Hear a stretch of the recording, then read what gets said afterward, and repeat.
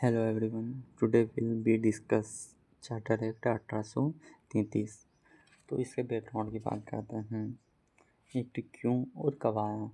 तो British India का सबसे इम्पोर्टेंट एक्ट है कौन सा, 1833 एक्ट, जो पूरे इंडिया को एक सिंगल एडमिनिस्ट्रेटिव यूनिट बनाने की तरफ ले गया।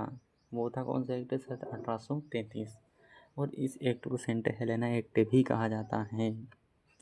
और सेंट हेलेना एक्ट क्यों कहा जाता है हम नेक्स्ट टॉपिक में बात करेंगे। ठीक है, अब बात करते हैं चार्टर रिन्यूअल सिस्टम। ये चार्टर रिन्यूअल सिस्टम क्या था। तो ईस्ट इंडिया कंपनी को ब्रिटिश पार्लियामेंट उसके एडमिनिस्ट्रेटिव फंक्शन और पावर को एक्सटेंड और मॉडिफाई करने के लिए हर 20 साल में एक चार्टर देती थी। ठीक है, इसे ही चार्टर रिन्यूअल सिस्टम कहा जाता है। अब नेक्स्ट 1813 का अधूरा काम। कंपनी का अधूरा काम क्या था कि उसने टी ट्रेड और चाइना के साथ जो ट्रेड होता था उसे पूर्ण रूप से अबोलिश नहीं किया गया। इसी के कारण इसे पूरा अबोलिश कौन से एक्ट में किया गया, तो चार्टर एक्ट 1833 में। ठीक है, फर्स्ट एंड सेकेंड पॉइंट हमने अच्छे से बात की। अब कंप्लीट कमर्शियल एंड 1833 तक आते आते ही ऐसी सिचुएशन हो गई कि ब्रिटिश गवर्नमेंट को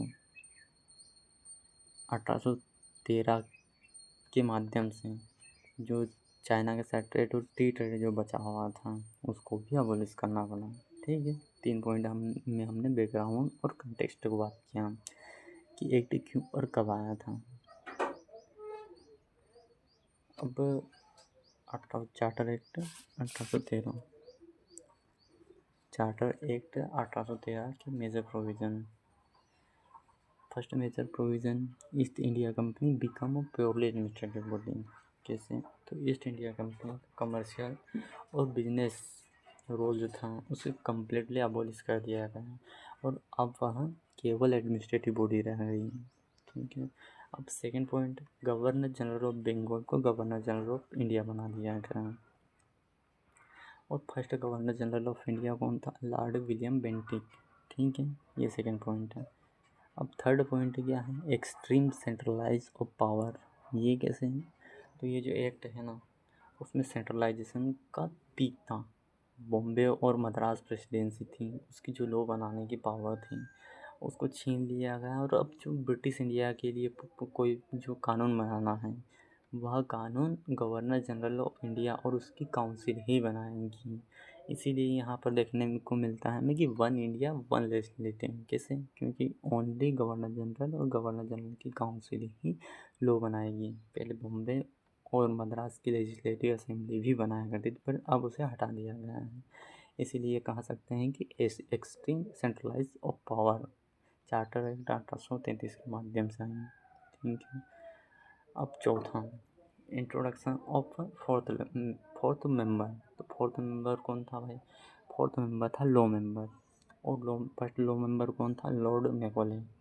और उन्होंने ही आगे चलकर इंडियन पिनल कोड मतलब आईपीसी को ड्राफ्ट करने में सबसे महत्वपूर्ण भूमिका निभाई।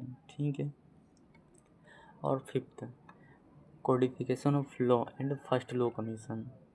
इंडियन लॉज को सिस्टमेटिक करने के लिए और कंसोलिडेट करने के लिए एक लॉ कमीशन बनाया गया। ठीक है, और इस फर्स्ट लॉ कमीशन के चेयरमैन भी कौन थे, लॉर्ड मैकॉले। ठीक है, sixth, open competition for civil service.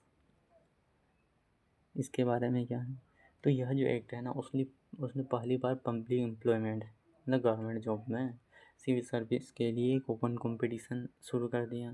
और उसमें यह भी कहा गया कि किसी भी इंडियन को उसके धर्म, प्लेस, डिसेंट या कलर के आधार पर उसे उसकी पोस्ट से डिप्राइव नहीं किया जाएगा। ठीक है, यहाँ तक हमने बात कर ली। सिक्स्थ पॉइंट में बहुत डिटेल में बात करी। अब सिग्निफिकेंस एंड इम्पैक्ट बात करते हैं, मेंस स्पेसिफिक। ठीक है, तो फर्स्ट पॉइंट में हम क्या बात करें, कॉन्स्टिट्यूशनल माइलस्टोन। ये एक्ट इंडिया के सेंट्रलाइजेशन और कंसोलिडेशन डेवलपमेंट के लिए एक टर्निंग पॉइंट था और एक बेस के रूप में काम कर रहा था। ठीक है, second, end of milestone era. कैसे ईस्ट इंडिया कंपनी का व्यापार पूरी तरह से खत्म कर दिया गया और कमर्शियल कंपनी से अब यह पॉलिटिकल सिस्टम में परिवर्तित हो गई पूरी तरह से। ठीक है। और थर्ड, लीगल यूनिफिकेशन। कैसे लॉ कमीशन के गठन से पूरे देश में एक यूनिफॉर्म लीगल सिस्टम बनाया गया और उसके बाद ही आईपीसी सीआरपीसी का रास्ता भी साफ होगा। ठीक है। यहाँ तो हमने डिटेल में बात कर ली चार्टर एक्ट 1833 के बारे में हम। ठीक है। अब क्विक रिवीजन के साथ ही हम चार्टर एक्ट 1813 और चार्टर एक्ट 1833 का कंपैरिजन कर लेते हैं। तो कंपनी की मोनोपोली चार्टर एक्ट 1813 में पार्सली एंड की गई थी। टी और चाइना के साथ जो ट्रेड था वो अभी तो बचा हुआ था, उसे एंड नहीं किया गया। लेकिन चार्टर एक्ट 1833 में उसे कम्प्लीटली एंड कर दिया गया। कंपनी की सारी कमर्शियल एक्टिविटी को ख़त्म कर दिया गया और अब वह केवल पॉलिटिकल सिस्टम ही रह गया। ठीक है। डेजिग्नेशन, गवर्नर जनरल कौन था? Governor of Bengal.